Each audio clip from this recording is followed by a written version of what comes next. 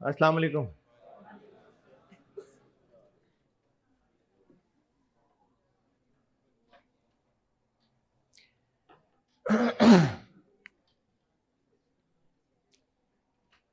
दुरूद शरीफ पढ़ लो।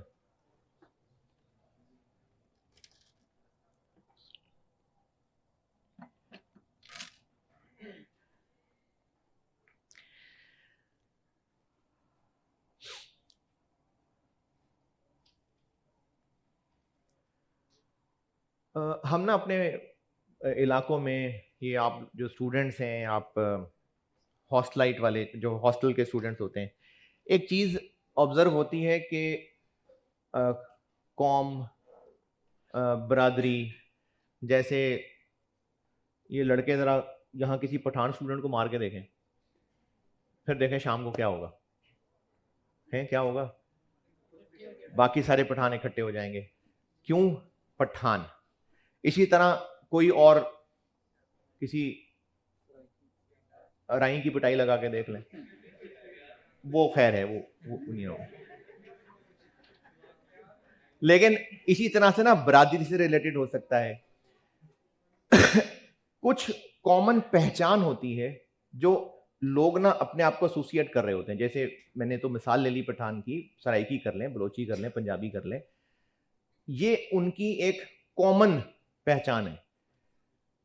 इसी तरह से मुल्क से बाहर चले जाएं तो मुल्क की एक शनाख्त बन जाती है। किसी इलाके के अंदर अगर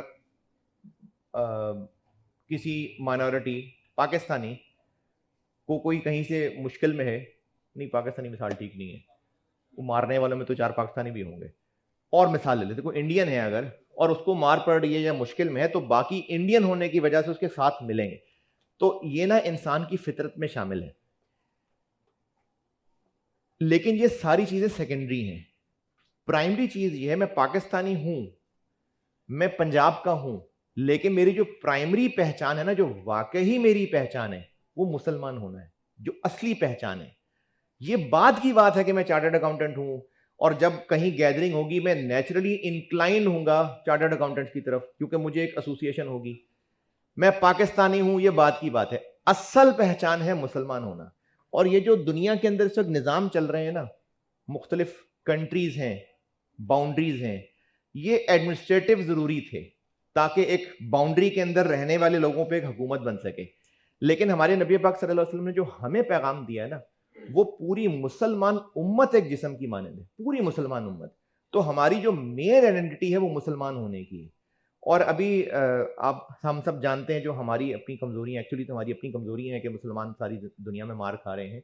तो अभी जो रीसेंट सारा एक इंसिडेंट है जो काफ़ी अरसे से इनफैक्ट चल भी रहा है, डिस्प्यूट जो इसराइल का और जो फ़लस्तीन का पोर्शन है, तो उसके हवाले से मौलाना अतीक साहब को ज़हमत दी थी।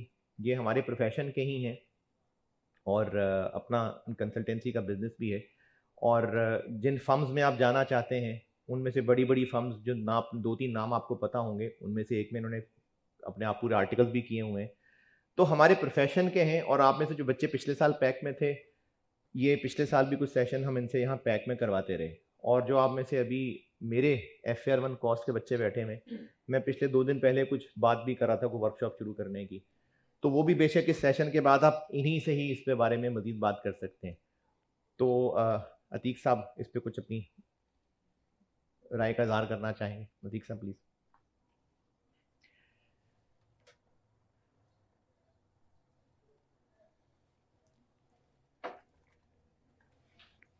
पहले ये लगाइए।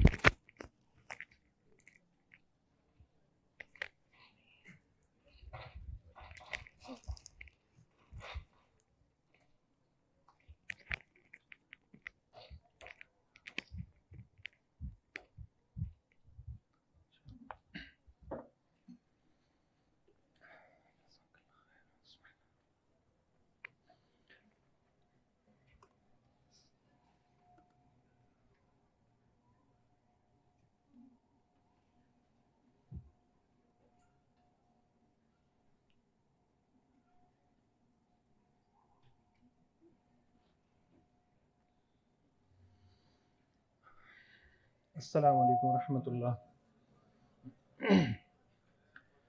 بسم اللہ الرحمن الرحیم. ان الحمد للہ والصلاة والسلام علی رسول اللہ. اما بعد فاعوذ باللہ من الشیطان الرجیم.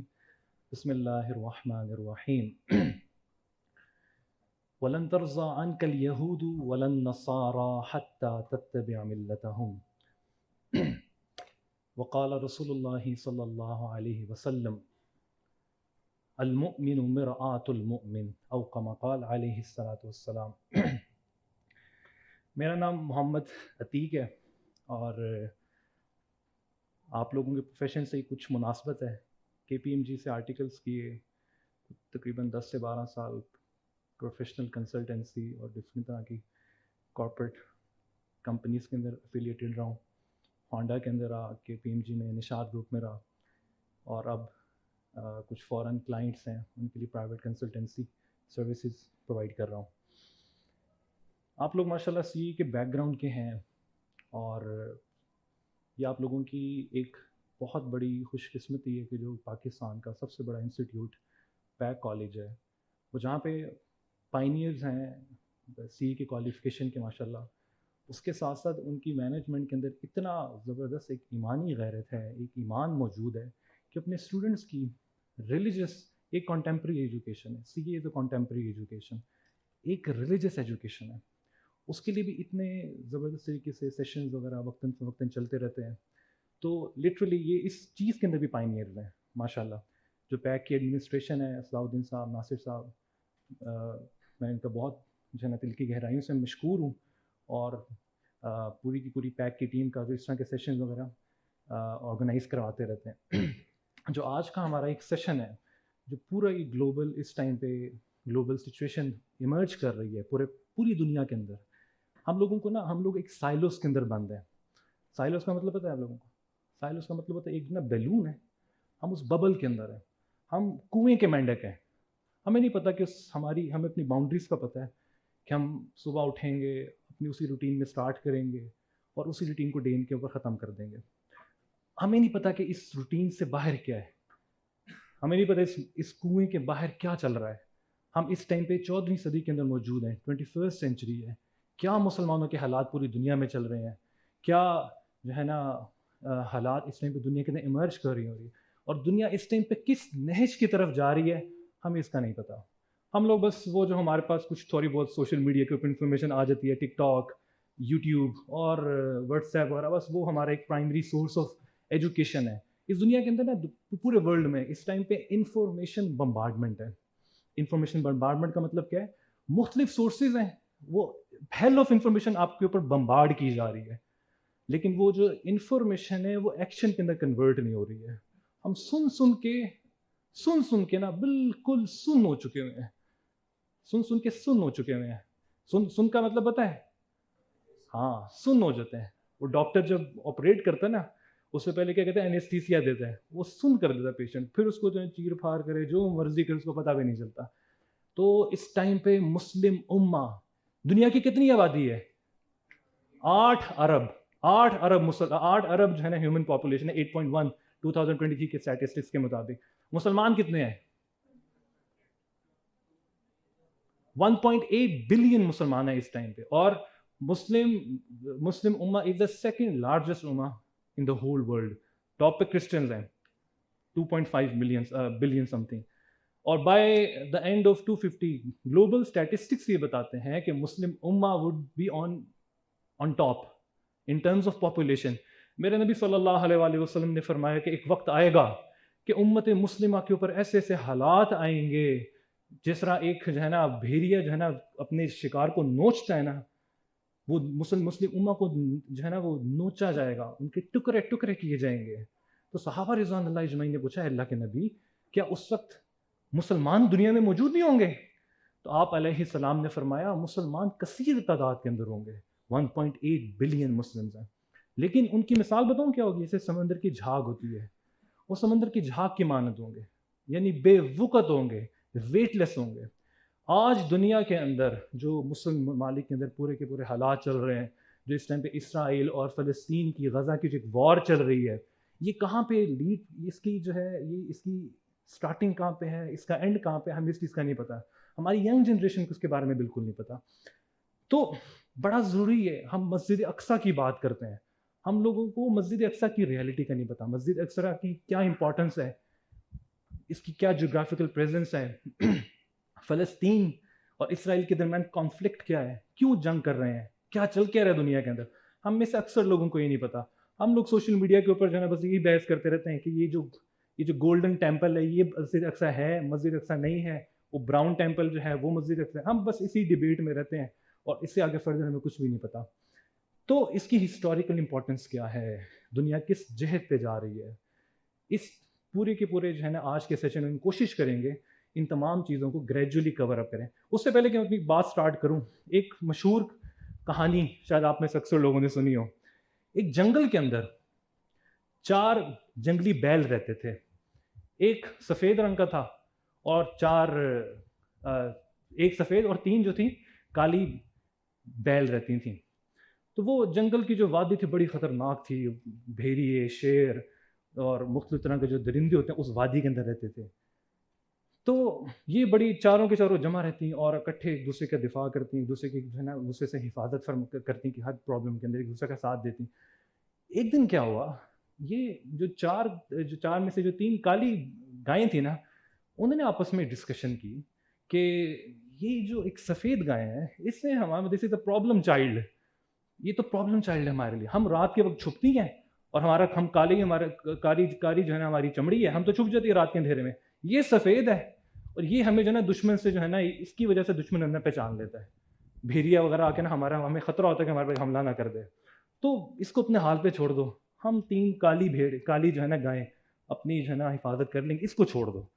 تو کیا ہوا, جو بھیڑیا تھا نا اس نے اس وادی کے اوپر حملہ کیا. اس نے دیکھ لیا کہ 3 ایک طرف ہے اور ایک جو ہے نا کالی, ایک جو سفید گائے نا وہ ایک طرف ہے. بھیڑی نے کیا کیا, بھیڑی نے اس 3 گائیں کو چھوڑ کر جو ایک اکیلی تھی نا اس پہ حملہ کیا. حملہ کرنے کے بعد کچھ عرصے کے وہ جو ہے نا اس کو شکار کر لیا. اس کے گردن کے اوپر جب اس نے اپنے جو دانت ہیں وہ گاڑے, تو وہ جو 3 کالی گائیں تھیں وہ بیٹھ کے دیکھتی رہیں. وہ اس کے چیتھرے اڑاتا رہا, وہ جو ہے نا چیتھرے ہوتا اس کے گوشت نوچتا رہا. وہ 3 گائیں سمم بکمن عمیون, اندھی گونگی بیٹھ کے دیکھتی رہیں, سائلنٹ آبزرور بن کے دیکھتی رہیں, اور اس کو بھیڑیے نے شکار کر لیا. اب پیچھے کتنی رہ گئی, 3.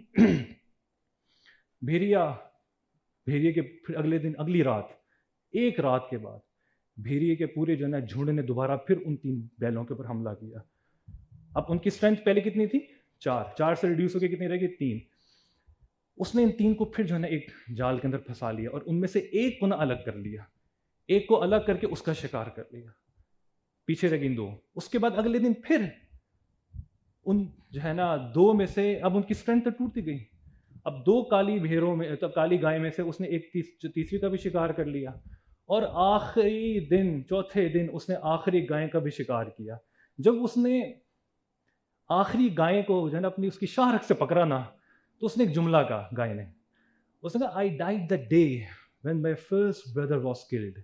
میں تو اس دن مر چکی تھی جب میری پہلی جو گائیں تھی نا جس کو ہم نے الگ کیا تھا, اپنی جماعت میں سے الگ کیا تھا, جب ان بھیڑیوں کے جھڑمٹ نے اسے قتل کر دیا تھا تو میں تو اسی دن مر چکی تھی, میری اس دن موت لکھی گئی تھی.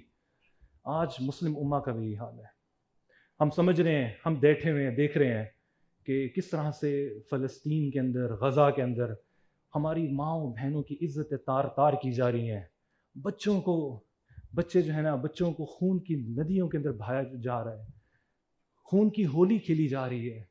ہم سوشل میڈیا پہ دیکھ رہے ہیں اور سائلنٹ آبزرور بن کے بس دیکھ رہے ہیں. ہمارے جذبات کچھ دیر کے لیے تھوڑا سا ابھرتے ہیں اور پھر جو ہے نا وہ ڈاؤن, جو ہے نا وہ ابھرتے جذبات ہیں, پھر وہ سمندر کی جھاگ کی طرح بیٹھ جاتے ہیں. ہم کیا کر رہے ہیں اس ٹائم پہ؟ 54 مسلم کنٹریز ہیں, سارے جو ہے نا ایک بیان دے دیتے ہیں کہ فلسطین جو اسرائیل ہے شوڈ انیشیٹ سیز فائر کی بات کر لیں گے, کنڈیم کر دیں گے. OIC کی بھی ریسنٹلی میٹنگ ہوئی ہے, آپ لوگوں کو پتہ ہوگا, اس میں سارے کے سارے مسلم ورلڈس کے جو ہے حکمران آئے ہوئے تھے. کیا کنکلوژن تھی اس میٹنگ کی؟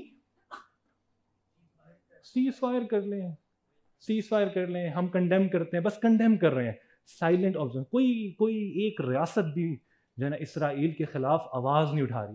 میں آپ کو جغرافیکل پریزنس میں بتاؤں گا انشاءاللہ کہ اسرائیل اس پوری کی پوری پٹی کے اندر, پورے مڈل ایسٹ کے اندر ایک ذرہ برابر کے مقدر جو ہے نا ایک اسرائیل کی حیثیت ہے. ذرہ 10 ملین کی ٹوٹل پاپولیشن ہے, سوری 1 کروڑ کی تقریباً ٹوٹل جو ہے نا وہاں پہ پاپولیشن ہے. اور مسلمان جو ہیں وہ اس پوری کی پوری پٹی میں چاروں طرف مسلمان ہیں. کوئی ایک مسلم جو ہے نا ریاست نہیں کھڑی ہو رہی اس ٹائم پہ. اور وہی حال ہو رہا ہے جو میں نے آپ کو کہانی بتائی ہے. مسلمان جو ہے نا صرف سائلنٹ آبزرور بن کر دیکھ رہے ہیں تمام کی تمام چیزوں کو.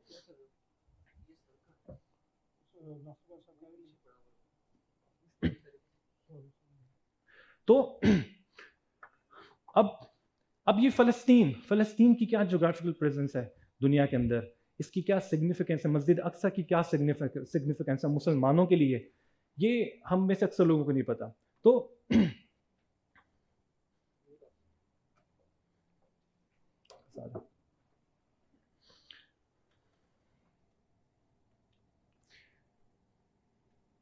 مسلمانوں کے لیے کیا سگنیفیکینس ہے مسجد اقصیٰ کی. مسلمانوں کے لیے سب سے پہلی ہم لوگ یہ چیز ڈسکس کرتے ہیں, مسلمانوں کے لیے کیا سگنیفیکینس ہے مسجد اقصیٰ کی. سب سے پہلی چیز, مسجد اقصیٰ مسلمانوں کا قبلہ اول رہا. جناب رسول اللہ صلی اللہ علیہ وآلہ وسلم بیت اللہ سے بیت المقدس کی طرف جو ہے نا قرآن کے اندر سبحان الذی اسری بعبدہ لیلا من المسجد الحرام الی المسجد الاقصی الذی بارکنا حولہ. پاک ہے وہ ذات جو اپنے بندے محمد رسول اللہ صلی اللہ علیہ وسلم کو بیت اللہ سے مسجد اقصیٰ کی طرف لے گئی.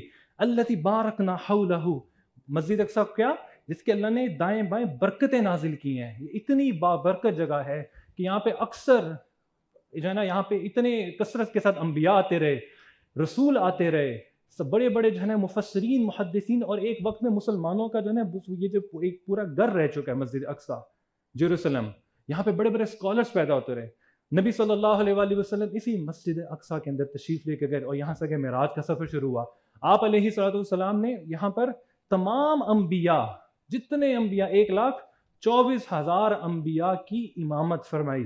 آپ علیہ الصلوۃ والسلام نے یہاں پہ امامت فرمائی. یہاں پر بہت سے صحابہ کرام رضوان اللہ اجمعین مدفون ہیں. ہمارے لیے یہ حضرت ابراہیم علیہ الصلوۃ والسلام, ہم جانتے ہیں کہ حضرت بیت اللہ کی تعمیر کس نے کی تھی, بیت اللہ کی تعمیر کس نے کی تھی, حضرت ابراہیم. ہمیں لگتا ہے کہ بیت اللہ کی تعمیر حضرت ابراہیم نے کی تھی. یہ بات ٹھیک نہیں ہے. حضرت ابراہیم علیہ السلام نے اس کو فاؤنڈیشنز کے اوپر سے اٹھایا تھا. لیکن ان اول بیت, قرآن کہتا ہے وضع للناس ببکہ, سب سے پہلا گھر جو دنیا کے اندر تعمیر ہوا اللہ کا جو گھر تھا وہ بیت اللہ تھا, بیت اللہ. اور وضع للناس, لوگوں کے لیے. آدم علیہ السلام نے اس کی بنیاد رکھی تھی. آدم علیہ السلام نے بنیاد رکھی تھی اور ابراہیم علیہ السلام نے اسے جو ہے نا وہ اس کی بنیادوں کے اوپر اٹھایا تھا. قرآن کہتا ہے وَإِذْ يَرْفَعُ إِبْرَاهِيمُ الْقَوَاعِدَ مِنَ الْبَيْتِ وَإِسْمَاعِيلُ, ابراہیم علیہ السلام نے اپنے بیٹے کے ساتھ مل کر بیت اللہ کی, اسماعیل کے ساتھ مل کر بیت اللہ کی اپنی فاؤنڈیشن سے اوپر اٹھایا تھا. انیشل کنسٹرکشن جو فاؤنڈیشن تھی وہ آدم علیہ السلام نے رکھی تھی. اسی طرح سے بیت المقدس جو مسلمانوں کا قبلہ اول رہ چکا ہے, اس کی فاؤنڈیشنز بھی حضرت جو ہے نا وہ آدم علیہ السلام بیت اللہ کی تعمیر کے 40 سال بعد رکھ دی گئی تھی. بیت اللہ کی تعمیر جب ابراہیم علیہ حضرت آدم علیہ السلام نے اس کی فاؤنڈیشنز رکھی, اس کے 40 سال کے عرصے کے بعد اس کی بھی فاؤنڈیشنز رکھ دی گئی تھیں. اور اس کے بعد ابراہیم علیہ السلام نے ہی اپنے دوسرے بیٹے اسحاق علیہ السلام کے ساتھ مل کر اس کی فاؤنڈیشنز کو اٹھایا ہے دوبارہ. تو جو دین بڑی مساجد ہیں پوری دنیا کے اندر, جو اس میں مسلمانوں کے سب سے زیادہ جو سیکرڈ ماسک ہیں, اس میں سے سب سے پہلی ہے بیت اللہ, پھر مسجد نبوی, اور تیسرے نمبر پہ مسجد اقصیٰ آتی ہے, مسجد اقصیٰ. اور قرب قیامت سے قریب اس جغرافیکل جو لوکیشن ہے جو مسجد اقصیٰ, اس کا ایک بڑا کرٹیکل جو ہے نا قیامت کے جو ہے نا قرب قیامت میں اس کا ایک بڑا کرٹیکل رول ہے. مسلمانوں کے ہاتھ سے مسجد اقصیٰ جا چکی ہے, اس ٹائم پہ یہودیوں کے کنٹرول کے اندر ہے. تو مسلمانوں کے لیے اس کی جو ایک سگنیفیکنٹ امپورٹنس ہے وہ سب سے بڑھ کے یہ ہے کہ جناب رسول اللہ صلی اللہ علیہ وآلہ وسلم کے قدم مبارک یہاں پہ آپ علیہ السلام نے تمام انبیاء بشمول موسیٰ علیہ السلام, عیسیٰ علیہ السلام کے تمام انبیاء کے ذریعے سے یہاں پہ جو ان کی امامت فرمائی. تو اب اس کی جغرافیکل پلیسمنٹ کیا ہے؟ دیکھیں یہ ورلڈ میپ ہے، یہ جی یہ پاکستان ہے، نظر آ رہا ہے پیچھے کہ نہیں آ رہا؟ یہ پاکستان ہے، ہم لوگ یہاں پہ موجود ہیں.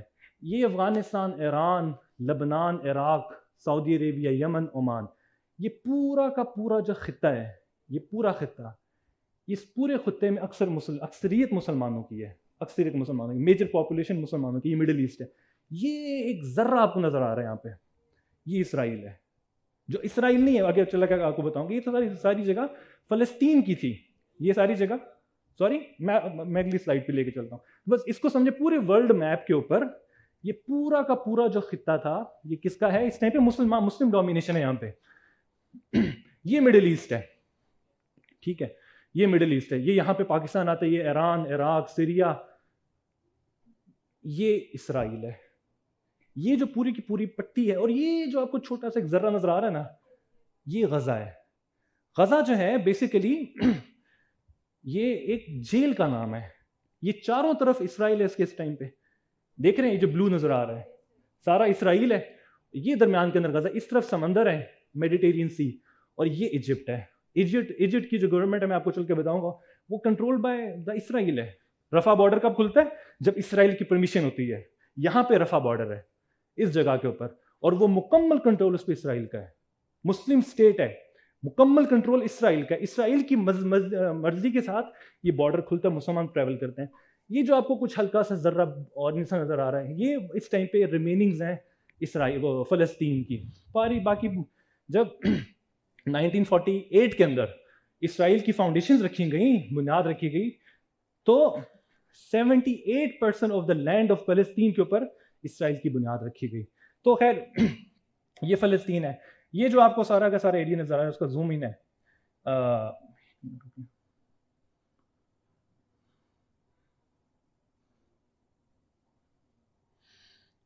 یہ دیکھیں، یہ غزہ ہے، یہ ایجپٹ ہے. یہ سارا ایریا اس ٹائم پہ اسرائیل کی جو ہے نا، وہ اسرائیل جو ہے نا یہاں پہ ساری کی ساری لینڈ کو ایکوائر کر چکا ہے. اور یہ جو آپ کو اور نظر آ رہا ہے نا ریجن لائٹ پنک سا، یہ بھی پارشلی کنٹرول بائی اسرائیل ہے. یہ بھی کنٹرول کر لیں. اور یہ جہاں گرین تھوڑے سے آپ کو پیچز نظر آ رہے ہیں، یہ اس ٹائم پہ فلسطین کی باقیات رہ چکی ہیں. باقی سب کے اوپر اس ٹائم پہ یہودی تسلط ہے. اچھا، اب یہ جو مسجد اقصیٰ ہے، مسجد اقصیٰ،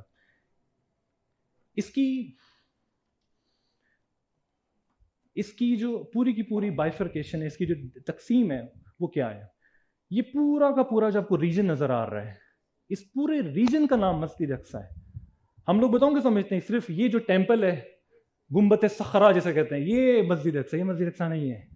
مسجد اقصیٰ پوری کی پوری باؤنڈریز کا نام ہے، پوری کی پوری باؤنڈریز کا نام. یہ پورا کا پورا جو ایریا ہے، یہ مسجد اقصیٰ کا ہے.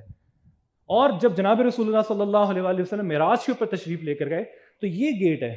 یہاں پہ آپ علیہ الصلوۃ والسلام نے جو اپنی سواری براق تھی اس کو باندھا، اور یہاں پہ آپ صلی اللہ علیہ وآلہ وسلم نے اس ریجن کے اندر آ کر نماز ادا کی، جو پوری کی پوری انبیاء کی امامت کی تھی. حضرت عمر رضی اللہ تعالیٰ عنہ، جب ہم آگے تاریخ کے اندر میں آپ کو ڈیٹیل بتاؤں گا، جب مسلمانوں کے پاس دوبارہ سے یہ رومن سے نکل کر مسلمانوں نے اس کے اوپر قبضہ کیا، حضرت عمر رضی اللہ تعالیٰ عنہ نے، عمر بن خطاب نے سب سے پہلے اس کو جو ہے نا رومیوں کے جو ہے نا وہ تسلط سے آزاد کروایا. اور آپ نے عمر رضی اللہ تعالیٰ عنہ جب تشریف لائے یہاں پر، تو روایات کے اندر آتا ہے آپ عمر رضی اللہ تعالیٰ عنہ اپنے گدے کے اوپر سوار تھے. سواری کون سی تھی؟ اپنے خچر کے اوپر سوار تھے.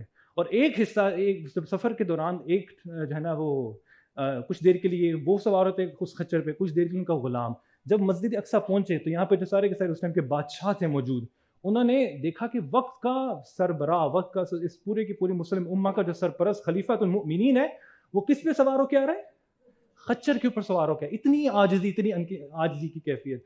تو عمر رضی اللہ تعالیٰ جب انہوں نے یہ چیز دیکھی تو ان کی اس چیز کو اپنی بکس کے ساتھ ریلیٹ کیا.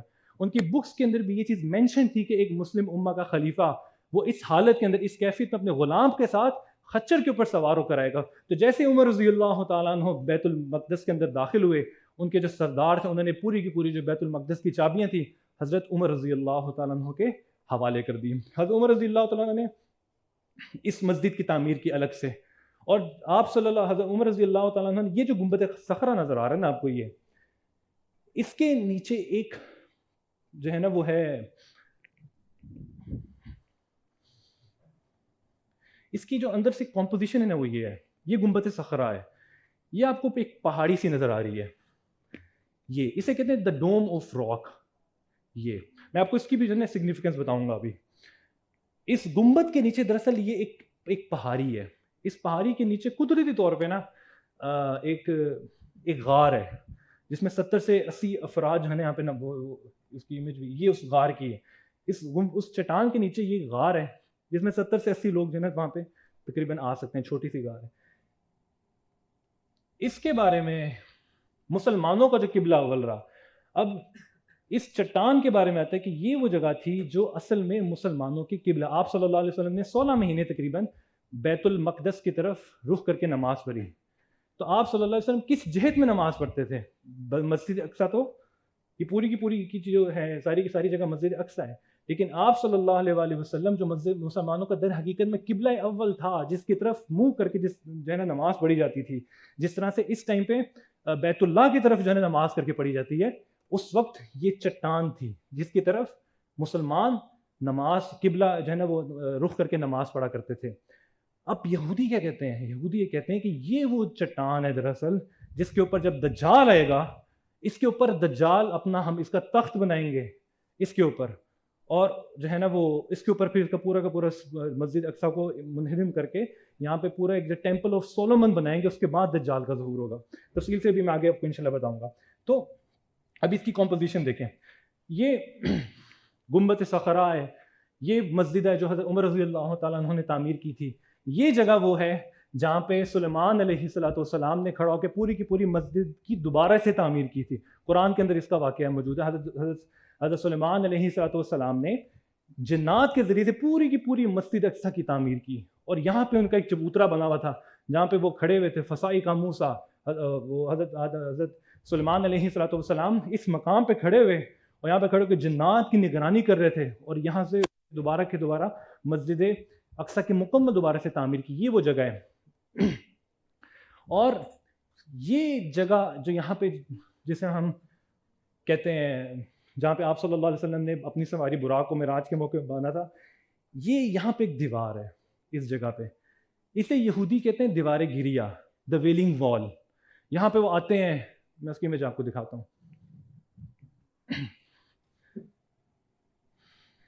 یہ یہاں پہ یہودی آتے ہیں اور ان کا ماننا یہ ہے کہ مسجد اقصیٰ کی جو اصل تعمیر تھی وہ حضرت سلیمان علیہ السلام نے کروائی تھی. حالانکہ میں نے آپ کو بتایا کہ مسجد اقصیٰ کی اصل تعمیر حضرت آدم علیہ السلام سے سٹارٹ ہوئی، اس کے بعد حضرت ابراہیم علیہ السلام نے کی، اس کے بعد اس تعمیر کے اوپر دوبارہ ایک تعمیر حضرت سلیمان علیہ السلام نے کی تھی. تو یہ یہودی یہ مانتے ہیں کہ مسجد اقصیٰ کی جو سلیمان علیہ السلام نے تعمیر کی تھی وہ پوری کی پوری تعمیر ختم ہو چکی ہے. اس میں سے صرف یہ ایک دیوار باقی ہے پوری مسجد اقصیٰ میں سے، یہ ایک دیوار باقی ہے. اور یہاں پہ وہ آتے ہیں اپنی جو ہے نا وہ دعائیں کرتے ہیں اور ہل کے جو ہے نا وہ پتہ نہیں اپنی وہ عبادت کرتے ہیں، اور پرچیاں بھی رکھتے ہیں جو ان کی دل کے اندر التجا ہوتی ہے، اس پرچیاں وغیرہ یہاں پہ دیوار کے اندر رکھ کے چلے جاتے ہیں. تو اس وال کو وہ کہتے ہیں دا ویلنگ وال، دیوار گریہ. دیوار گریہ کا مطلب جہاں پہ گر گرا کر آ کے دعائیں مانگتے ہیں. تو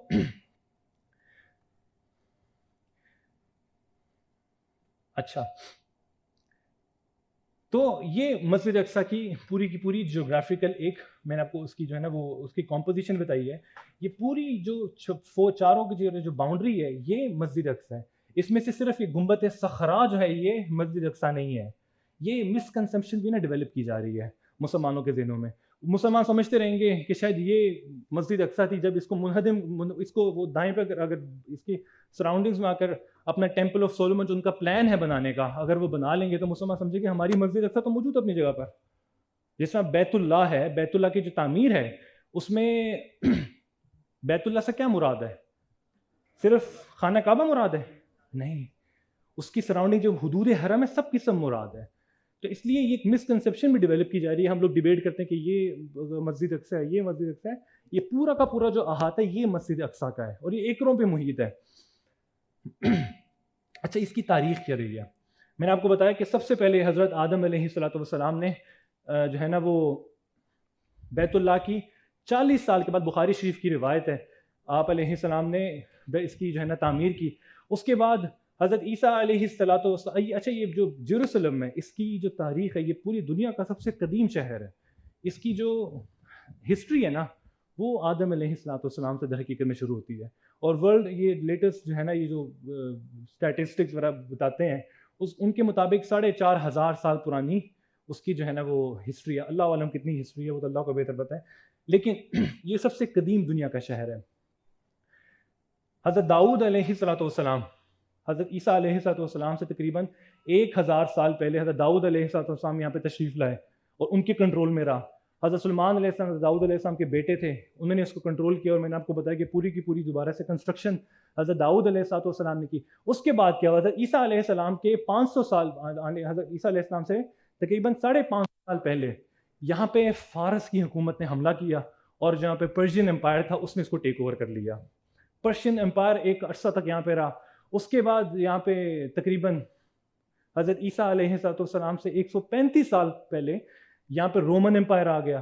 اب پرشین امپائر اگر آپ کی پوری ہسٹری اٹھا کے دیکھیں گے, کبھی یہ پرشین امپائر کے پاس رہا, کبھی رومن امپائر کے پاس رہا, اور الٹیمیٹلی جو دو یہ حضرت عمر رضی اللہ تعالیٰ عنہ نے اس مسجد اقصیٰ کو جو ہے نا وہ تقریباً یہاں پہ اس جگہ پہ 15 ہجری کے اندر آ کر اس جنگ یرموک کے بعد اس پورے کے پورے ریجن کو واپس رومیوں سے لے لیا. اب جب حضرت عمر رضی اللہ تعالیٰ یہاں پہ تشریف لائے نا, جو وہ چٹان تھی جس کے بارے میں آپ کو میں نے بتایا, گنبد صخرا کے نیچے جو چٹان تھی, وہ اس کو انہوں نے اپنے نے کوڑے کی جگہ بنا دی ہوئی تھی, کوڑے کی جگہ. اور اس سے پہلے ایک بادشاہ آیا, اس نے اس پوری کی پوری مسجد کو تباہ کر دیا اور اس کو گھوڑوں کے لیے استبل بنا دیا ہوا تھا. گھوڑوں کا استبل بنا دیا, پہ گھوڑے جانور وغیرہ رہتے تھے, مسجد کا نام و نشان ختم ہو گیا. حضرت عمر رضی اللہ تعالیٰ جب آئے تو یہاں پہ جو چٹان تھی اس کے اوپر مکمل ہے نا وہ کوڑے کے ڈھیر لگے ہوئے تھے. آپ حضرت عمر رضی اللہ تعالیٰ نے اس کو صاف کیا صحابہ کے ساتھ مل کر, اور دوبارہ سے اس کو جو ہے نا اپنی اصل شیپ کے اندر ریسٹور کیا. تو ہر جتنی بڑی بڑی جو ہے نا طاقتیں گزری ہیں, دیکھیے اس کی اتنی سگنیفیکنس ہے, جتنی بڑی بڑی جو ریاستیں گزر چکی ہیں تاریخ کے اندر, ہسٹری کے اندر, بے شک وہ رومن امپائر ہے, بے شک وہ پرشین امپائر ہے, بے شک وہ اس ٹائم پہ جو ہے نا وہ یونائٹڈ اسٹیٹس ہے یا اسرائیل ہے, وہ سب کا سب جو ہے نا اسی مسجد اقصیٰ کے ارد گرد گھوم رہے ہیں, اسی کے ارد گرد گھوم رہے ہیں.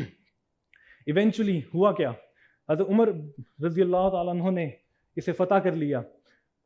اس کے بعد جو ہے نا وہ دوبارہ سے یہاں پہ 1000 تقریباً 1100 عیسوی کے اندر دوبارہ سے اس کے اوپر عیسائیوں نے اس کو ٹیک اوور کر لیا.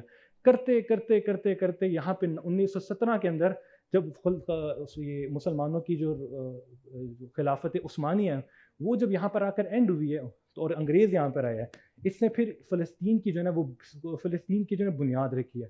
اب یہ بڑے سمارٹ ہوتے ہیں, انہوں نے بتاؤں کہ کیا, جب انگریز ہمارے خطے بر صغیر کے اندر آیا, اب جو ورلڈ وار 1 سٹارٹ ہوئی ہے, انہوں نے کیا کیا, اس فلسطین کے پورے ریجن کے اندر جہاں پہ یہودی موجود تھے, اس پورے کے پورے ریجن میں انہوں نے یہودیوں نے اپنی لینڈ ایکوائر کرنا شروع کر دی, زمینیں خریدنا شروع کر دیں.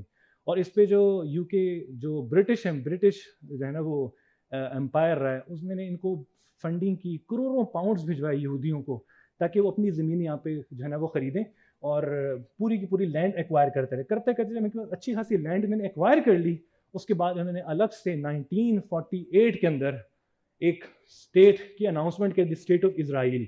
تو ہوا یہ 1948 میں 78% آف جو فلسطین کا ریجن تھا, اس ریجن کے اوپر ہے نا فلسطین کے اس ریجن کے اوپر اسرائیل نے اپنی اسٹیٹ اناؤنس کر دی, اسٹیٹ آف اسرائیل کی.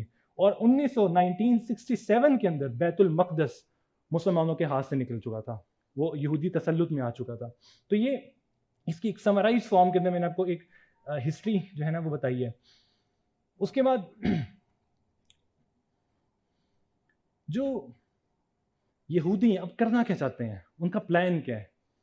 ان کا پلان یہ ہے کہ ان کے نزدیک نا, یہودیوں کے نزدیک ان کی فتح تب ہوگی جب ان کے مسیحا یعنی دجال جب دنیا میں آئیں گے تو پوری دنیا کے اندر یہودیوں کی اور دجال کی حکومت ہوگی.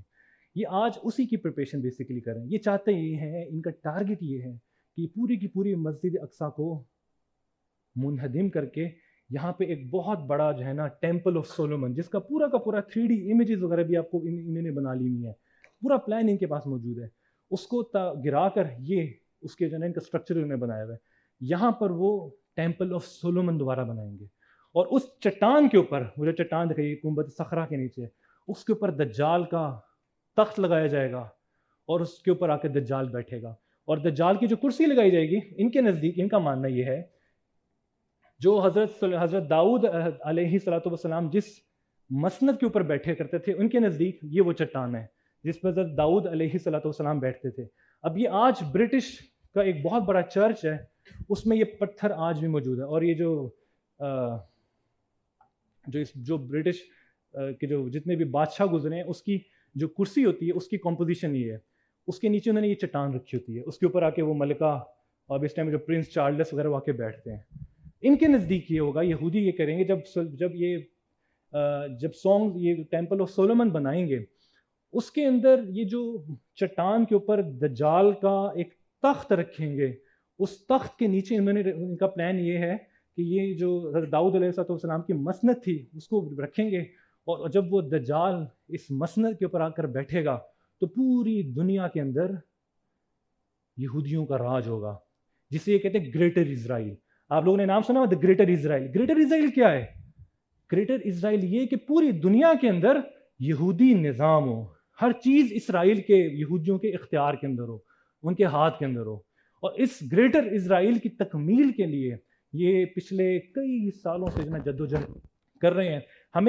ہمیں نبی صلی اللہ علیہ وسلم کی باتوں پہ یقین نہیں ہے. آپ صلی اللہ علیہ وسلم نے جتنی پیشن گوئیاں قیامت کے قریب فرمائی تھیں، اس میں سے اکثر پوری ہو چکی ہوئی ہیں، لیکن ان کو اتنا یقین ہے آپ صلی اللہ علیہ وسلم کی پیشن گوئیوں کے اوپر. قرآن کے اندر آتا ہے کہ یعرفونہ، جب آپ صلی اللہ علیہ وسلم مبعوث ہوئے تو یہودی آپ صلی اللہ علیہ وسلم کیسے پہچانتے تھے؟ یعرفونہ کما یعرفون ابناءہم، جیسے کوئی شخص اپنے سگے بیٹے کو پہچانتا ہے، اس طرح سے یہودی آپ صلی اللہ علیہ وسلم کو پہچانتے تھے. اور جو علامات آپ علیہ الصلوۃ والسلام نے قرب قیامت کی بیان کی، آپ صلی اللہ علیہ وسلم نے فرمایا، قرب قیامت کی احادیث کے اندر آتا ہے، آپ صلی اللہ علیہ وسلم نے فرمایا کہ قرب قیامت جب ان کا تنزل شروع ہوگا یہودیوں کا، تو یہ ہر جو ایک درخت ہے، حجر ہے، وہ گواہی دے گا کہ میرے پیچھے ایک یہودی چھپا ہوا ہے، وہ خود بولے گا، اس کو قتل کریں. اور یہ جو ہے نا نبی صلی اللہ علیہ وسلم نے فرمایا کہ ایک درخت ہوگا، وہ اس درخت کا نام بھی آپ صلی اللہ علیہ وسلم نے بتایا، وہ درخت جو ہے نا گواہی نہیں دے گا ان کے خلاف. تو یہ آج ساری کی ساری اسرائیل کے اندر اس کی جو پلانٹیشن اس درخت کی کر رہے ہیں، اس یقین کے ساتھ کہ اس درخت کے پیچھے ہم لوگ چھپیں گے اور ہماری آ کے یہ جو ہے نا وہ ہماری جو ہے نا یہ وہ بارے میں جو ہے نا وہ ہمارا ساتھ دے گا. اتنا ان کو یقین ہے. اب یہ اسی مشن کے اوپر چل رہے ہیں کہ کسی طرح سے یہ جو مسجد اقصیٰ ہے یہ مسلمانوں کے ہاتھوں سے نکل جائے، اور مسلمانوں کے ہاتھوں سے نکلنے کے بعد یہاں پہ دجال کی جو ہے نا وہ راج ہو. اور ابھی ریسنٹلی جو لاسٹ میں ابھی آپ کو پتہ ہے جو ایک UN کانفرنس ہوئی ہے، نیتن یاہو نے ایک نیا جو ہے نا فتنہ چھوڑا ہے. اس نے کہا ہے ایک دا نیو مڈل ایسٹ کا، اس نے کہا دس از دا نیو مڈل ایسٹ. اب اس پورے کے پورے مڈل ایسٹ کے جو میپ اس نے پکڑا ہوا ہے ہاتھ میں، اس میں فلسطین کا نام و نشان نہیں ہے. اور یہ کرنا کیا چاہ رہے ہیں؟ ان کا ٹارگٹ صرف فلسطین نہیں ہے، یہ فلسطین اور یہاں پہ لبنان. اب لبنان کو بھی انہوں نے تھریٹ کیا ہوا ہے، آپ کو پتہ ہوگا لبنان کے ساتھ بھی ان کے ساتھ جنگ چل رہی ہے. انہوں نے لبنان کو ایکوائر کرنا ہے، انہوں نے سیریا کے اندر جو ہے نا تباہیاں مچائی ہوئی ہیں، انہوں نے یہاں پہ جو عراق تھا، عراق کے اندر کیا ہوا؟ عراق وار کیا تھی؟ جو مسلمانوں کا حکمران مسلمانوں کے حقوق کی بات کرتا ہے، صدام حسین کا کیا قصور تھا؟ مسلم امہ کی بات کرتا تھا. معمر قذافی کو کیوں جو ہے نا انہوں نے وہ کیوں مروایا؟ مسلمانوں کی بات کرتا ہے. ان کی تاریخ رہی ہے کہ جب بھی کوئی حکمران مسلمانوں میں سے اٹھتا ہے اور وہ مسلمانوں کے رائٹس کی بات کرتا ہے، امت مسلمہ کے اتحاد کی بات کرتا ہے، یہ انہی کے اندر سے نا بغاوت جو ہے نا وہ کھڑی کر دیتے ہیں اور اس کو اس کی حکومت الٹا دیتے ہیں. اس ٹائم پہ ایجپٹ کے اندر ایک پارٹی تھی اخوان المسلمین کے نام سے، اخوان المسلمین. تو ایجپٹ کی حکومت نے، میں نے آپ کو بتایا کہ ایجپٹ اور یہ بالکل ساتھ ساتھ کنیکٹڈ ہیں. ایجپٹ کی حکومت کے اندر جو اخوان المسلمین تھی، وہ دے ور دا ڈیموکریٹڈلی الیکٹڈ گورنمنٹ آف ایجپٹ، اور انہوں نے اپنا پریزیڈنٹ مقرر کیا ڈاکٹر محمد جو ہے نا مرسی کو اپنا پریزیڈنٹ مقرر کیا. اب یہ جو مرسی تھا نا، جب یہ پاور کے اندر آیا، اس نے آتے ساتھ ہی اناؤنسمنٹ کی کہ یہاں پر یہ جو رفح بارڈر ہے، یہاں پہ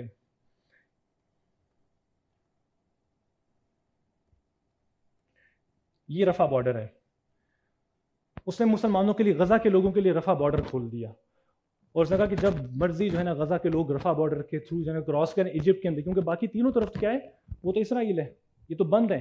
اس نے آ کے جو ڈاکٹر محمد مرسی تھا، اس نے آ کے اناؤنس کیا کہ رفح بارڈر مسلمانوں کے لیے، غزہ کے مسلمانوں کے لیے کھول دیا جائے گا، اور جب مرضی آ کے ٹریول کرے. اب انہوں نے یہودیوں نے کیا کیا، انہوں نے ایجپٹ کے اندر جو ان کا ایک فوجی جرنیل تھا، اس کو بغاوت کے اوپر نہ اٹھایا، اور اس مرسی کی پوری حکومت کو گرایا سب نے مل کر. اور وہاں پہ ایک فوجی جرنیل جو ہے نا آ کے مسلط ہو گئے. اس ٹائم پہ جو ایجپٹ کا کرنٹ پریزیڈنٹ ہے وہ کون ہے؟ کسی کو پتہ نام اس کا؟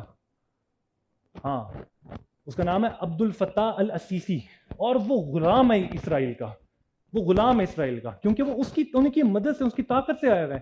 اب اس ٹائم پہ کرنٹ جو سینیریو ہے اس کے اندر اتنا حصہ تو یہ فتح کر چکے ہیں اسرائیل، اتنا تقریباً نارتھ اسرائیل مکمل کا مکمل ایکوائر کر چکے ہیں. اور ویڈیوز آ رہی ہیں، آپ دیکھ رہے ہوں گے کہ وہاں پہ بیٹھ کے جشن منا رہے ہیں، ناچ گانے کی جو ہے رقص کی مجالس چل رہی ہیں. اتنا حصہ تو وہ آلریڈی ایکوائر کر چکے ہیں. اور یہاں پہ وہ کہہ رہے ہیں فلسطینیوں کو موو کریں، یہاں پہ انہوں نے بارڈر کو بند کیا ہوا ہے. اور مسلمان جو ہے غزہ کے یہاں پہ محصور ہیں، نہ یہاں پہ کوئی آمد و رفت ہو سکتی ہے، نہ یہاں پہ کوئی ایڈز آ سکتی ہے. جتنی ایڈز ہیں وہ اس رستے کے ذریعے سے آتی ہیں مسلم. اور یہ حصہ بھی، یہ بارڈر بھی ٹوٹلی کنٹرولڈ اینڈ ایڈمنسٹریٹڈ بائی کیا ہے؟ اسرائیل ہے. حتیٰ کہ یہاں تک ویڈیوز آئی ہیں کہ ایجپٹ کی گورنمنٹ جو ہے نا یہاں سے فوجی اپنے بھجوا رہی ہے. بغاوت، مسلمانوں کے اندر بغاوت. اور اس کی پرائمریلی وجہ کیا تھی؟ انہوں نے، ایجپٹ کی جو گورنمنٹ اس ٹائم پہ ہے وہ پرو اسرائیل ہے. حتیٰ کہ آپ لوگوں کا حیران ہوگا 2006 کے اندر یہ حماس کیا ہے؟ حماس ایک پولیٹیکل پارٹی تھی اس فلسطین کی. 2006 کے اندر ان کے فلسطین کے جب الیکشنز ہوئے تو حماس پورے کے پورے فلسطین پہ. اب فلسطین کیا ہے؟ فلسطین کا اس ٹائم جو کرنٹ جو پوری کی پوری حکومت ہے وہ یہاں پہ ہے، اس حصے کے اوپر 2006 میں یہاں پر. اور یہ پورا کا پورا ویسٹ بینک ہے، جسے ویسٹ بینک کہتے ہیں.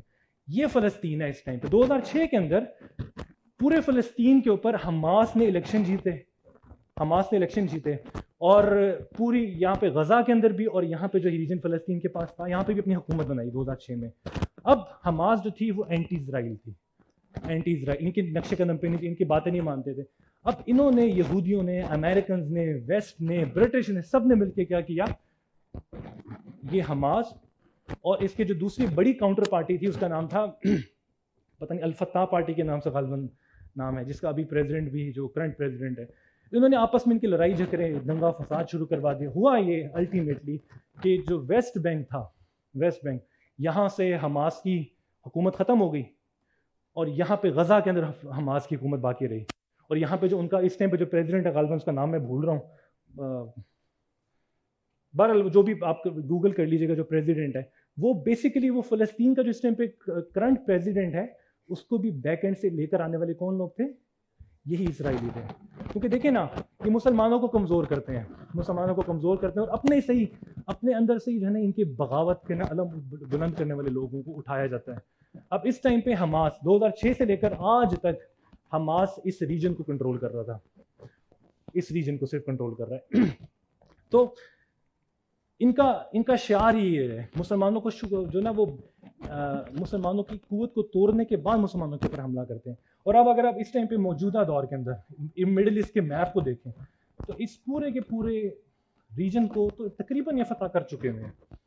اس ٹائم پہ سیریا کے اندر انہوں نے جو ہے نا وہ تباہی مچائی ہوئی ہے، عراق کو تباہ و برباد کر چکے ہیں، جارڈن کو جو ہے نا وہ جارڈن کی بھی برے حالات ہیں، ایجپٹ کے اندر ان کی حکومت ہے. سعودیہ کے بارے میں ہم کیا کلام کریں؟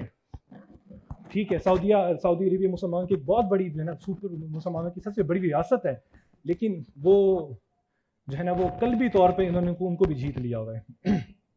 تو یہ ساری کی ساری ان کی پلاننگ اس ٹائم پہ چل رہی گریٹر اسرائیل. اور اس کے بعد جو ہے نا یہ ون ورلڈ آرڈر کا بھی آپ نے نام سنا. ون ورلڈ آرڈر کیا ہے؟ ون ورلڈ آرڈر یہ ہے کہ پوری دنیا پہ جو نظام ہے وہ ایک نظام چلے گا.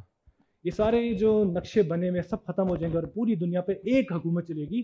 وہ کس کی نگرانی کے اندر بنے گی؟ وہ دجال کی نگرانی کے اندر بنے گی. مسلمان پوری دنیا کے اندر ذلیل اور رسوا ہو رہے ہیں. اب دیکھیں اگلی چیز کیا ہے. یہ تو میں نے آپ کو کچھ سارا کا سارا اس کا جغرافیکل اور پولیٹیکل جو سچویشن آپ کو بتائی ہے. اب اصل کام کرنے کا کیا ہے؟ اصل کام کیا ہے؟ مسلمان کیوں اتنی ذلت اور رسوائی کے اندر پوری دنیا کے اندر جو ہے نا پس رہے ہیں؟ کیا وجہ ہے مسلمانوں کی ذلیل و خوار ہونے کی؟ میں نے آپ کو بتایا کہ 2 ارب مسلمان ہیں پوری دنیا میں تقریباً، لیکن پوری دنیا کے اندر 2 ارب مسلمانوں کا ویٹ لیس ہے.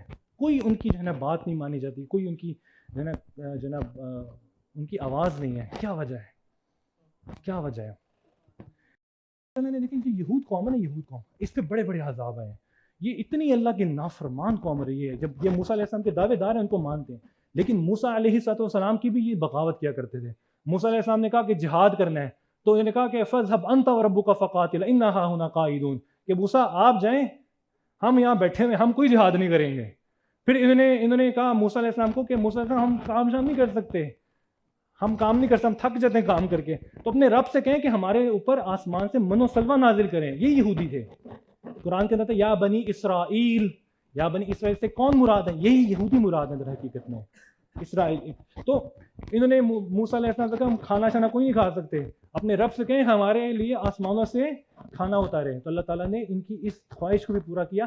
اللہ تعالیٰ نے آسمانوں سے من و سلوہ ان کے لیے اتارا. اور اتنی نافرمان کون تھی کہ اللہ نے ان کو، جب ان کا عروج آتا رہا وقت کے اندر، اللہ ساتھ ان کو تنزل بھی دیتے تھے. جب یہ دنیا کے اوپر غالب آنا شروع ہوئے، اللہ تعالیٰ کو ساتھ تنزل، ان کے اوپر طوفان آئے، ان کے اوپر قرآن کے اندر آتا ہے کہ اللہ تعالیٰ نے ان کے اوپر جو ہے نا وہ مینڈکوں کا عذاب بھیجا. یہ پانی پیتے تھے، ان کا پانی خون کے اندر تبدیل ہو جاتا تھا. ان کے اوپر ٹڈیوں کا عذاب آیا، یہ قرآن کے اندر ہے. اتنا عذاب کے باوجود بھی جب یہ عذاب سے نکلتے، اس کے بعد دوبارہ پھر اللہ کی نافرمانی اور جو ہے نا وہ معصیت کے اندر جو ہے نا وہ یہ کرنا شروع وقت گزارتے تھے. تو خیر، ان کا ایک جو سب سے بڑا قصور تھا عذاب کا، وہ قرآن نے بیان کیا ہے یہودیوں کا. میں آپ کو ان کے ڈکلائن کی وجہ بتا رہا ہوں، اس کے بعد مسلم امہ کے ڈکلائن کی ریزن بتاؤں گا. ان کے ڈکلائن کی وجہ جو قرآن میں اللہ نے بیان کی نا، کہ جب یہ عروج آتا تھا ان کے اوپر زوال کا وقت شروع ہو جاتا تھا. قرآن نے کہا نبذ فریق من الذین اوتوا الکتاب کتاب اللہ وراء ظہورہم کانہم لا یعلمون، کہ یہ ان کا قصور بتاؤں کیا تھا. نبذ فریق من الذین اوتوا الکتاب، یہ اہل کتاب کا ایک گروہ کیا کرتا تھا، کتاب اللہ وراء ظہورہم، اللہ کے احکامات کو، اللہ کی کتاب کو اپنے سر کے پیچھے پھینک دیتے تھے، یعنی کہ اس کو چھوڑ دیتے تھے. اللہ کی طرف سے عذاب ان کے اوپر آتا تھا. آج مسلم امہ کی سب سے بڑے تنزل کی وجہ، سب سے بڑے تنزل کی وجہ وہ کیا ہے؟ اگر میں آپ کو ایک سٹیٹمنٹ کے اندر بتاؤں، ایک سٹیٹمنٹ کے اندر، یہ وہی وجہ ہے جو جس کی وجہ سے یہودیوں کے اوپر عذاب آتا ہے. وَضُرِبَتْ عَلَيْهِمُ الذِّلَّةُ وَالْمَسْكَنَةُ وَبَاءُوا بِغَضَبٍ مِّنَ اللَّهِ. قرآن کہتا ہے کہ ان کے اوپر اللہ نے ذلت کو نازل کیا، ان کے اوپر عذاب کو نازل کیا. وجہ کیا تھی؟ انہوں نے اپنی کتاب کو چھوڑ دیا. یہی کام اس ٹائم پہ مسلمان کر رہے ہیں. مسلمان کیوں تنزل کا شکار ہے؟ کہ انہوں نے بھی اپنی کتاب کو، قرآن کو چھوڑ دیا ہے. مسلمانوں کے ڈکلائن کی واحد وجہ قرآن کو چھوڑنا ہے. مسلمانوں کے عروج، اگر عروج حاصل کریں گے، اس کی واحد وجہ کیا ہوگی؟ اس قرآن کو تھامنے سے. نبی صلی اللہ علیہ وآلہ وسلم نے ایک حدیث میں، حضرت علی رضی اللہ تعالیٰ عنہ اس کے راوی ہیں، آپ صلی اللہ علیہ وآلہ وسلم نے فرمایا کہ الا انہا ستکون فتنۃ، کہ قیامت کے قریب ایک بہت بڑا فتنہ رونما ہوگا، بہت بڑا فتنہ. فتنہ سے مراد ہے آزمائش، مسلمانوں کے اوپر آزمائش آئے گی. تو حضرت علی رضی اللہ تعالیٰ عنہ فرماتے ہیں کہ قال مل مخرج منہا یا رسول اللہ، اللہ کوئی نجات، اللہ کے نبی کوئی نجات کا راستہ بھی ہوگا کہ نہیں ہوگا؟ ہمارے لیے کوئی راستہ نکلنے کا ہوگا کہ نہیں ہوگا؟ اس ٹائم پہ مسلمانوں کے جو نجات کا راستہ ہے وہ کہاں پہ ہے؟ صحابہ نے پوچھا، یہ مسلمانوں کی تنزل ہے، اس سے نکلیں گے کب ہم لوگ؟ کیا ہم لوگ ساری زندگی اسی تنزل کے اندر رہیں گے؟ کیا مسلمانوں کا بھی دوبارہ سے ریوائول ہوگا نہیں ہوگا؟ تو نبی صلی اللہ علیہ وسلم نے بتایا اصول، ایک اصول بتایا، کتاب اللہ، اللہ کی کتاب، اللہ کی کتاب، اللہ کی کتاب کو مضبوطی سے تھام لو، اللہ کی کتاب کو مضبوطی سے تھام لو. یہ آپ صلی اللہ علیہ وسلم نے مسلم امہ کو، مسلمانوں کو ایک جو ہے نا وہ ایک نصیحت کی کہ تمہارے تنزل سے دوبارہ سے عروج کا ذریعہ کیا ہوگا؟ اللہ کی کتاب ہوگی، جسے آج پوری مسلم امہ جو ہے نا چھوڑ چکی ہے. مسلمانوں کی سب سے بڑی جو ہے نا یہ جو تنزل کی وجہ وہ یہ ہے. اس کے بعد دوسری بڑی وجہ مسلمانوں کے تنزل کی وہ کیا ہے؟ وہ نبی علیہ الصلوۃ والسلام کی زندگی سے ناواقفیت ہے. آپ علیہ الصلوۃ والسلام کی زندگی کو ہم نے چھوڑ دیا ہے. دیکھیں آج ہم لوگ کس سے امپریسڈ ہوتے ہیں؟ ہم ویسٹرن انوائرمنٹ سے. جو بندہ کو دو چار لفظ انگریزی کے بولے مجھ سے امپریس ہو جاتے ہیں. ہم ان کے کلچر سے امپریس ہوتے ہیں. ہماری جو معیشت ہے وہ ان کی ہے. ہمارے جو سوشل جو ہے نا وہ جو ہمارے سوشل ویلیوز ہیں وہ بھی ہم لوگ اس میں انہیں سے انسپریشن لیتے ہیں. ہماری پوری زندگی کی جو انسپریشن ہے وہ کون بن چکے ہیں؟ وہ کفار بن چکے ہیں. ہم ان سے انسپائر ہوتے ہیں, ہم ان جیسا لباس پہنتے ہیں, ہم ان جیسا بننے کی کوشش کرتے ہیں, ہم ان کی جو پسندیدہ پرسنالٹی ان کو اپنا آئیڈیل بنا لیتے ہیں, اپنا آئیڈیل بن. اور یہ سب سے بڑے مسلمانوں کے تنزل کی وجہ. اور اس ٹائم پہ مسلمانوں کے تنزل کی سب سے بڑی وجہ یہی ہے. کیوں آج مسلم امہ کے اندر صلاح الدین ایوبی جیسے لوگ پیدا نہیں ہو رہے؟ آپ سوچیں نا, کیوں؟ صلاح الدین ایوبی نے یہ نا پرشین امپائر کو یا رومن امپائر کو شکست دی اور دوبارہ سے بیت المقدس کو آزاد کروایا. آج کیوں مسلم امہ کے اندر 2 ارب مسلمانوں کے اندر ایک صلاح الدین ایوبی نہیں پیدا ہو رہے؟ کیوں پیدا نہیں ہو رہے؟ وہی امت ہے, وہی لوگ ہیں. کیوں اس میں صلاح الدین ایوبی جیسے لوگ پیدا نہیں ہو رہے؟ اس کی وجہ یہ ہے کہ صلاح الدین ایوبی جیسی مائیں دنیا سے ختم ہو چکی ہوئی ہیں. آج کوئی ماں اس چیز کو, کوئی والدین اس چیز کی خواہش کرتے ہیں کہ ہمارا بیٹا جو ہے نا صلاح الدین ایوبی جیسا بنے. آج ہم لوگ ٹارگٹ کرتے ہیں کہ میرا بیٹا کیا ہو, چارٹرڈ اکاؤنٹنٹ بنے, ڈاکٹر بنے, انجینئر بنے, جاب اچھی ہو, پروفیشن اچھا ہو. ہمیں انہوں نے صرف 2 چکروں کے اندر گھما کے رکھ دی ہے. ہماری پوری لائف کہاں پہ روٹیٹ ہو رہی ہے؟ 2 چکروں کے اندر. ایک روٹی, نوکری اور چھوکری. معذرت کے ساتھ ایک نوکری کے پیچھے ہم لوگ پڑے ہوئے ہیں. سی اے کیوں کر رہے ہیں؟ نوکری. میڈیکل سائنس, میڈیکل ڈاکٹر کیوں بن رہے ہیں؟ پیسہ آئے گا. انجینئر کیوں بن رہے ہیں؟ پیسہ. اور پیسہ کیوں آئے؟ پیسہ کے بعد کیا کرے گا جی؟ شادی, اور اس کے بعد پتہ نہیں کیا کیا. تو ہم لوگ اسی جو ہے نا ایک سائلوس کے اندر, جو میں نے بات اپنی جہاں سے آغاز کیا تھا, ہم لوگ اسی سائلوس کے اندر بس گھوم کے رہ رہے ہیں. کیوں آج صلاح الدین ایوبی جیسے لوگ اس لیے کھڑے نہیں ہو رہے؟ کیونکہ ویسے مائیں نہیں موجود ہیں مسلم امہ کے اندر, ویسے ماں باپ ہی موجود نہیں ہیں. آپ میں سے کوئی ایسا, آپ کوئی ایک بندہ جو ہے نا وہ بتائے اپنی فیملی کے اندر, اپنے امیڈیٹ سرکل کے اندر, جو اس چیز کو واقعی ہے کہ اس کی خواہش ہے کہ اس کی نسل کے اندر ایسے لوگ مسلم امہ کے اندر پیدا ہوں. ہم لوگ ٹارگٹ ہی نہیں کریں. صلاح الدین ایوبی بیسیکلی جو آئے تھے وہ نور الدین زنگی جو پیچھے موجود, ان کی دعا تھی, ان کی ایفرٹ تھی پیچھے, جس نے صلاح الدین ایوبی کو جنم دیا تھا. آج مسلمان بے سر و سامان ہے دنیا کے اندر, ذلیل و رسوا ہو رہے ہیں. وجہ یہ ہے کہ مسلمانوں نے اپنے قرآن کو چھوڑ دیا. اور مسلمانوں کو عروج بھی اس وقت ہوگا جب بھی اپنے نبی صلی اللہ علیہ وسلم کی زندگی اور قرآن کو پڑھیں گے. تو اب آخر کے اندر 2 چیزیں ہیں. دنیا, میں نے آپ کو بتایا کہ ہم لوگ اس ٹائم پہ ایک سائلوس کے اندر رہ رہے ہیں. ہمیں نہیں پتا کہ ہمارے اس سائلوس سے باہر کیا چل رہا ہے. اس ٹائم پہ بہت سے علماء کے نزدیک, بہت سے بڑے اسکالرس کے نزدیک دنیا اپنے اختتام کے سفر کو شروع کر چکی ہوئی ہے. نبی صلی اللہ علیہ وسلم نے فرمایا, اور ایک مصر کے ایک بہت بڑے عالم دین گزرے ہیں, ان کا نام جو ہے نا وہ داؤد المصری ہے. انہوں نے آج سے 20 سال پہلے کتاب لکھی, اس میں کہا کہ 2024 کے اندر, 2024 جو آ رہا ہے, یہ ان کی اپنی رائے ہے, کوئی حتمی بات نہیں ہے, نہ کوئی بندہ حتمی بات کہہ سکتا ہے. انہوں نے کہا, ان کا انالیسس یہ تھا کہ 2024 کے اندر امام مہدی کا ظہور ہے. مسلمانوں کا ریوائول کب ہوگا؟ امام مہدی کے بعد. اور وہ امام مہدی کا جو لشکر ہوگا وہ یہ نہیں کہ ہر بندہ اس کے اندر شامل ہو جائے گا. مسلمانوں کا ریوائول امام مہدی کے بعد. تو مسلمانوں کا, نبی صلی اللہ علیہ وسلم نے فرمایا ایک موقع کے اوپر, الملحمۃ العظمیٰ, کہ قیامت سے پہلے ایک بہت بڑی جنگ جو ہے نا قائم کی جائے گی, اور اس جنگ کی جو ہے نا قیادت کون کریں گے؟ امام مہدی کریں گے. بہت سے محققین کا, بہت سے جو اسلامک اسکالرز ہیں, ان کے نزدیک یہ وہ جنگ کا الملحمۃ العظمیٰ, جس کا نبی صلی اللہ علیہ وسلم فرمایا ایک بہت بڑی جنگ, جسے ہم کیا کہتے ہیں؟ World war. اور ایک حدیث میں آپ صلی اللہ علیہ وسلم نے فرمایا کہ انسانیت کی تاریخ میں 5 بڑی جنگیں ہوں گی, اس میں سے 2 میرے سے پہلے ہو چکی ہیں اور 3 جنگیں میرے بعد ہوں گی. بڑی جنگیں, پورا عالم جو ہے ایک دوسرے کے دستوں گریبان ہو جائے گا. آپ صلی اللہ علیہ وسلم نے 5 جنگوں کا بتایا, 2 آپ سے پہلے ہو چکی اور 3 آپ کے بعد ہوں گی. ان 3 میں سے 2 ہو چکی ہیں, ورلڈ وار 1, ورلڈ وار 2. اب دنیا اپنے اس اختتام کی طرف ورلڈ وار 3 کی طرف جا رہی ہے. اور یہ میں نہیں کہہ رہا ہوں, یہ بہت سے علماء بھی کہہ رہے ہیں, بہت سے یہود بھی کہہ رہے ہیں, اور انہوں نے اس ورلڈ وار 3 کے اندر ٹارگٹ کیا ہوا ہے کہ پورے کے پورے اس ریجن کو ایکوائر کر کے اپنے دجال کی حکومت قائم کریں. جو ان کا ٹارگٹ ہے اس کے پیچھے لگے ہوئے ہیں یہ. تو نبی صلی اللہ علیہ وسلم نے فرمایا کہ امام مہدی کا جو دور ہوگا وہ 6 سال کا ہوگا. آپ امام مہدی کا جو دور ہے وہ 6 سال کا ہوگا. اس 6 سال کے اندر جو ہے نا وہ امام مہدی قسطنطنیہ یعنی جو اس ٹائم استنبول ہے اس کو فتح کریں گے, اور 70,000 کا لشکر یہاں سے خراسان کے علاقے سے نکلے گا, ان کے ساتھ ملے گا. خراسان کا ریجن کون سا ہے؟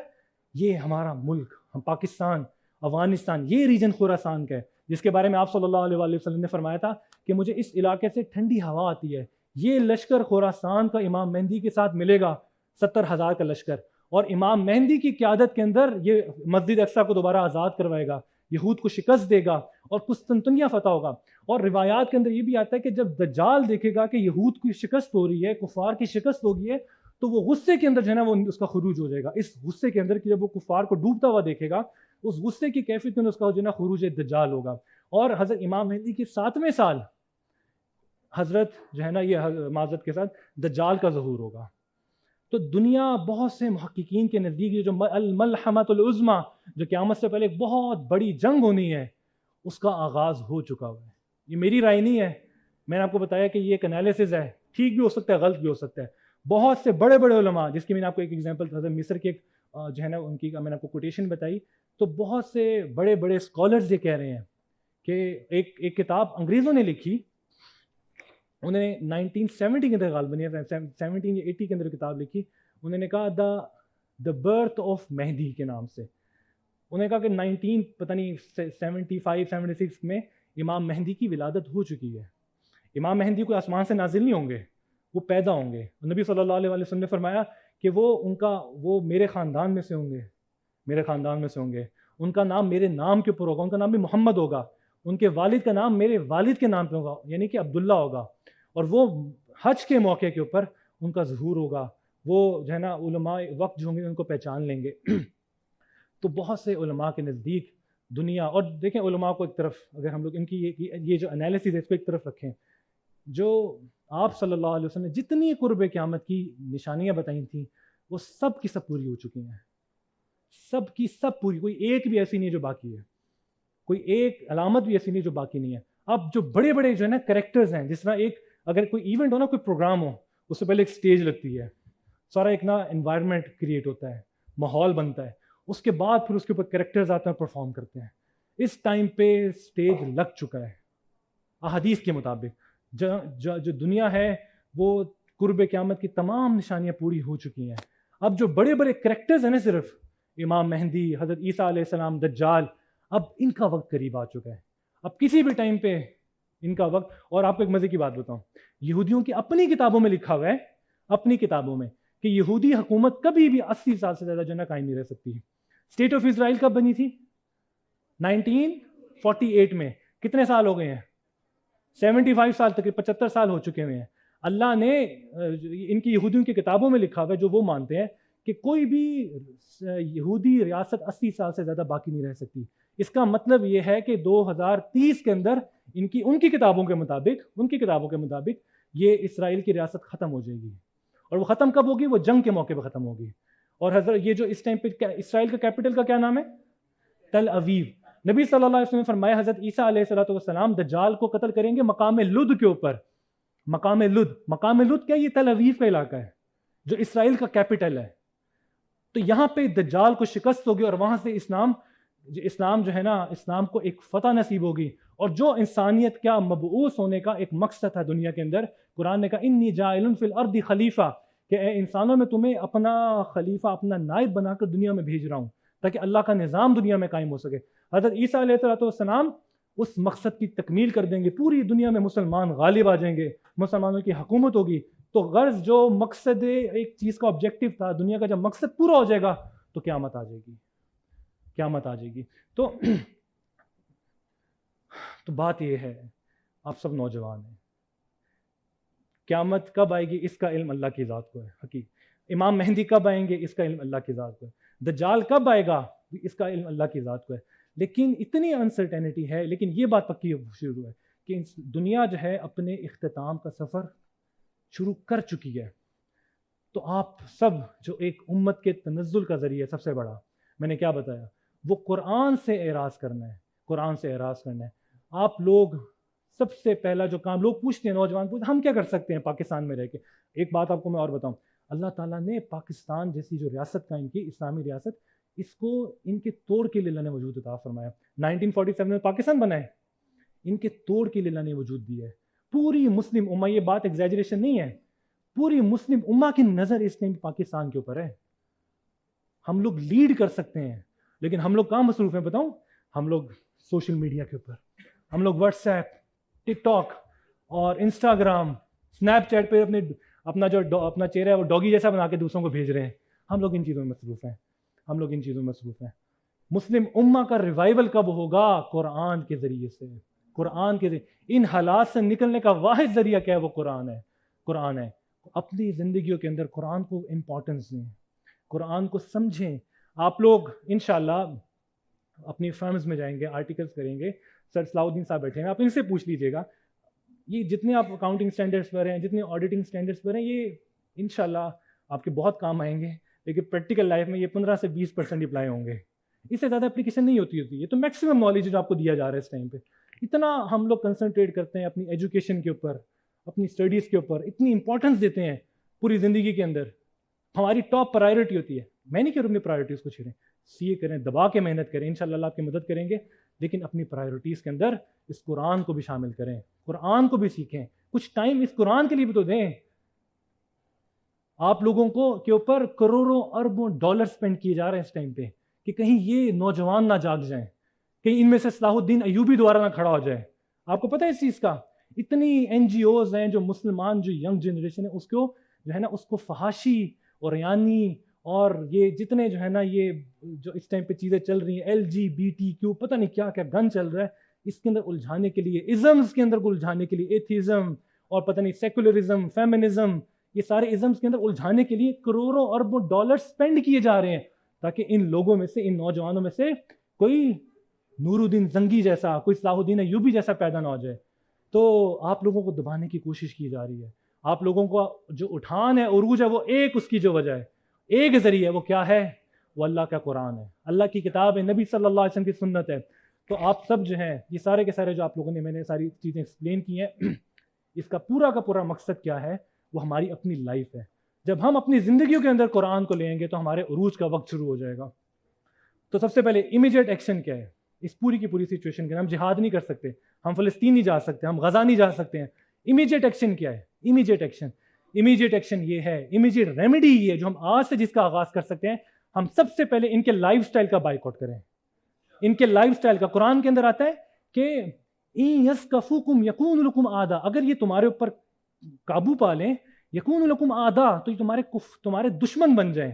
یعنی تم اپنا دوست سمجھ رہے ہو نا یہود اور نصارہ کو، یہ تمہارے دشمن بن جائیں گے اور تمہیں تکلیف پہنچائیں گے. آپ دیکھ لیں غزہ کے اندر کیا ہو رہا ہے، یہی ہو رہا ہے نا. انہوں نے قابو پا لیا مسلمانوں کو، جو ہے نا قتل عام ہو رہا ہے. تو ان کی لائف سٹائل کا بائیکاٹ کریں، ان کی زندگیوں کا بائیکاٹ کریں، ان کی زندگیوں کا، اپنے نبی صلی اللہ علیہ وسلم کی زندگی کو اپنے زندگی کے اندر لے کر آئیں. اس کے بعد اب قرآن کے ساتھ اپنا جو ہے نا وہ رشتہ اسٹیبلش کریں، اللہ کے ساتھ اپنا قرآن کے ساتھ اپنا رشتہ اسٹیبلش کریں. اور پھر جس حد تک ہو سکتا ہے جو کریڈیبل این جی اوز ہیں ان کے تھرو ان کی فائنینشیل سپورٹ بھی کریں، ان کی پروڈکٹس کا فائنینشیل بائیکاٹ بھی کریں، اپنے سرکل کے اندر آواز بھی اٹھائیں. جو آپ کی کیپیسٹی ہے وہ تو کریں نا، جو کچھ آپ کے اللہ نے دیا اختیار میں وہ تو کر سکتے ہیں نا. اپنے سرکل کے اندر آواز تو اٹھا سکتے ہیں نا مسلمانوں کے لیے، اپنے دوستوں کے اندر اس میسج کو تو پہنچا سکتے ہیں نا.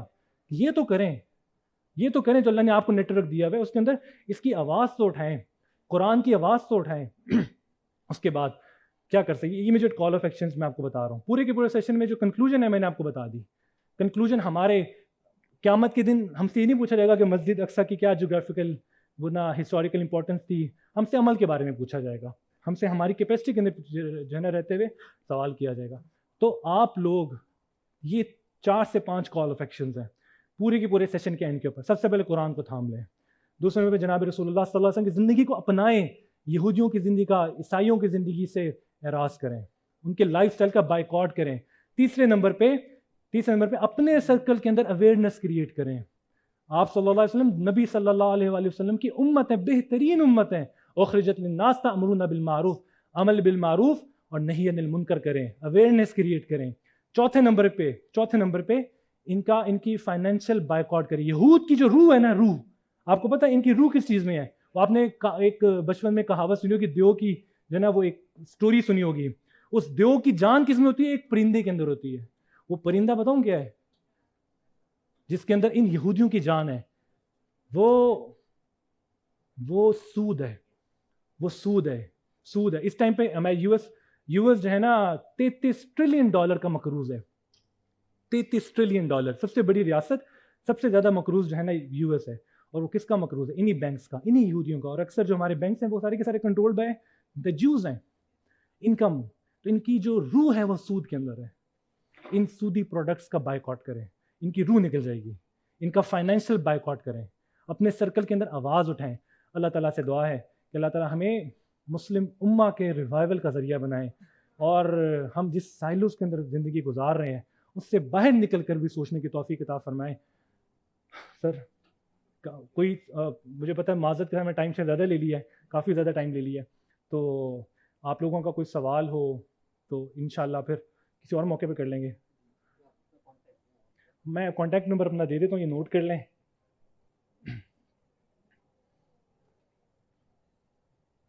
سر اگر آپ 5 منٹ کی اجازت دیتے, کچھ ہاتھ نظر آ رہے ہیں مجھے. 5 منٹس کے اندر جو میجر سوال ہے پوچھ لیں, باقی انشاءاللہ جس طرح سر ناصر نے بتایا کہ ہمارا ایک سیشن بھی جس میں آپ لوگ پیک ایڈمنسٹریشن کے ساتھ مل کر ایک سیشن بھی سٹارٹ ہو رہا ہے انشاءاللہ یہاں پہ, تو آپ لوگ اس کے اندر انرول کریں. قرآن کو سیکھنا ہے نا, تو سیکھنے کے ذریعے کے لیے یہ چھوٹی چھوٹی سے ہم نے سیشنز رکھے ہوئے ہیں. 1 مہینے کے بھی نہیں ہے میرے خیال سے, میکسیمم 25-26 لیکچرز بنتے ہیں. اس کو اٹینڈ کر سکتے ہیں. یہ دیز آر دا ٹولز, یہ اپرچونیٹیز ہیں جو آپ کے اللہ تعالیٰ پرووائڈ کر رہے ہیں. تو ان کے اندر سیشنز کے اندر آئیں گے, مزید پھر انشاءاللہ ڈسکشن ہماری چلتی رہے گی. اور میرا نمبر بھی اگر آپ نوٹ کر لیں, یہ 0323 445 لکھوا دیے بس, ٹھیک ہے. تو 2 سے 3 منٹ کے اندر کوئی اگر آپ کے امیڈیٹ سوال ہے وہ پوچھ سکتے ہیں.